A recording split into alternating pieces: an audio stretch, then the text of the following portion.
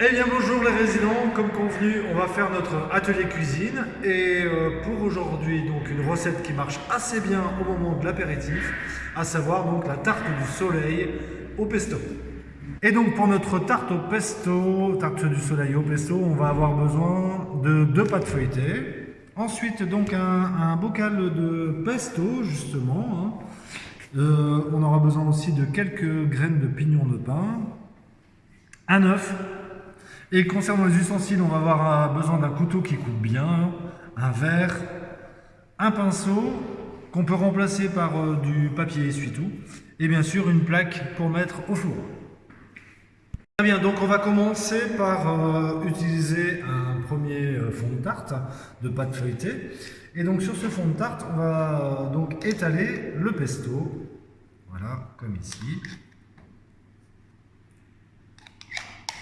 Alors, j'étale le pesto, mais je fais attention effectivement à m'arrêter à 1 cm du bord, puisque je vais avoir besoin de coller la deuxième pâte par-dessus.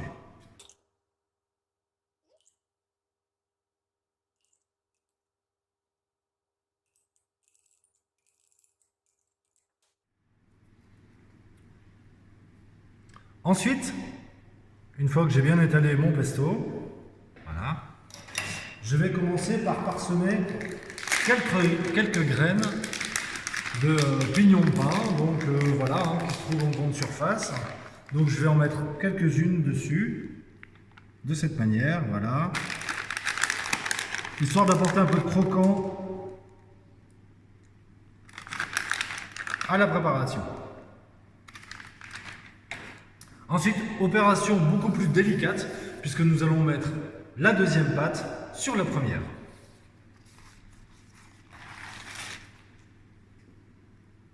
Voilà. On va essayer de bien la mettre bord à bord. Voilà. Et ici, comme on a laissé 1 cm, ça va nous permettre de coller la deuxième pâte. Et voilà. Ensuite, je vais utiliser mon verre pour pouvoir mettre au milieu, ce qui va me permettre de centrer le moment où je vais couper les rayons du soleil de cette tarte. Donc là, je commence par faire la couper en 4 de cette manière.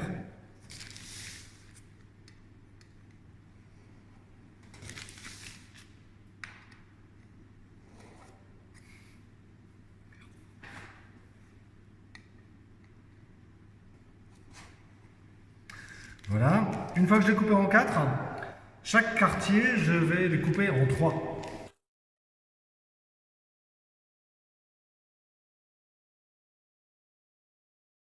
Une fois que j'ai coupé en 3, eh bien, je vais reprendre encore une fois chaque portion pour les couper en 2.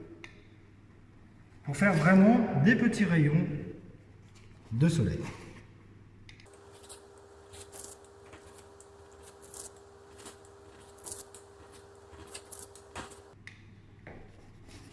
Voilà.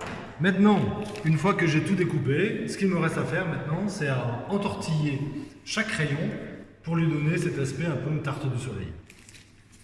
Alors je procède comme ceci, c'est-à-dire que je vais tirer une languette et je vais l'entortiller de cette manière.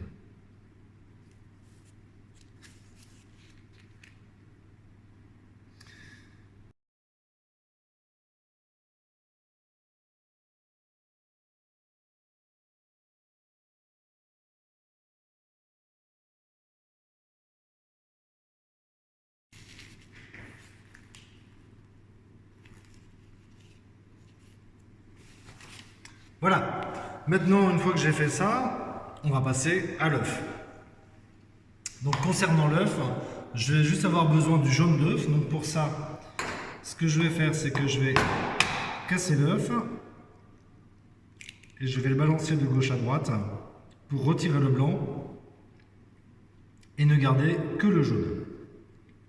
Voilà. Ensuite, le jaune, je vais le mettre dans mon verre. Et je vais, avec mon pinceau, je vais en faire une petite omelette. Voilà, comme ça. Donc avec mon pinceau ou alors avec le papier essuie-tout. Maintenant, je vais pouvoir badigeonner ma tarte pour qu'au moment de la cuisson, ça puisse lui donner ce côté un peu doré.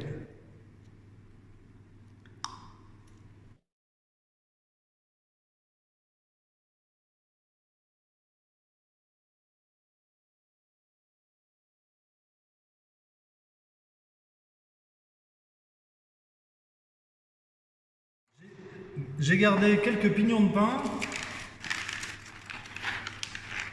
voilà, pour pouvoir le mettre au centre de ma tarte. Comme ça, voilà, pour faire joli. Et donc maintenant, tout ce que j'ai à faire, c'est à faire glisser ma tarte sur ma plaque de cuisson. Opération encore délicate, hein, on est d'accord? Voilà. Et donc ma tarte, je n'ai plus qu'à la mettre au four, donc thermostat 6, 180 degrés, pour environ 25-30 minutes. Voire même 20 minutes, c'est mieux parce qu'après ça risquerait d'être trop cuit. Donc, alors après 25 minutes de cuisson, donc à 180 degrés, thermostat 6, on va voir ce que ça va donner. Ah bah oui, effectivement. Hop, c'est peut-être un peu trop, hein, donc effectivement 20 minutes c'est quand même mieux. Donc voilà notre tarte du soleil qui a un peu bruni effectivement. Et donc maintenant on n'a plus que simplement à la déguster. Bon appétit! Donc là, c'est bon. Action!